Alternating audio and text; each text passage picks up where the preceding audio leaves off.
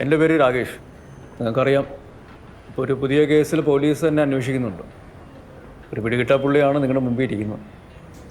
കേരളം മുഴുവൻ ശ്രദ്ധിച്ചൊരു വാർത്തയായിരുന്നു നിങ്ങൾ നടത്തിയ ആക്ഷൻ. അതിനെക്കുറിച്ച് വിശദമായിട്ട് സംസാരിക്കാമോ? അതിനെക്കുറിച്ച് സംസാരിക്കുന്നതിന് മുമ്പ് അതിന് കാരണമായ ആദിവാസി ഭൂനിയമത്തെക്കുറിച്ച് വിശദീകരിക്കേണ്ടി വരും. കേരള നിയമസഭയിൽ 140 അംഗങ്ങളാണുള്ളത്. അവർ മുഴുവനും വോട്ട് ചെയ്ത് പാസ്സാക്കിയ ഒരു നിയമമാണത്.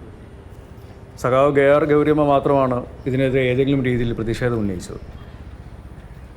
ഇവിടുത്തെ ആദിവാസി സമൂഹത്തോട് ഈ നിയമനിർമ്മാതാക്കൾ സംസാരിച്ചിട്ടുണ്ട്.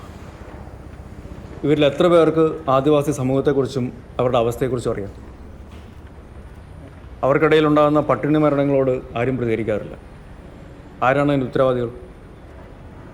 ആദിവാസികളെ കാട്ടിൽ നിന്നും അടിച്ചിറക്കാൻ പുതിയ നിയമങ്ങൾ ഉണ്ടാക്കുന്നത് എന്തുദ്ദേശത്തോടു കൂടിയാണ്?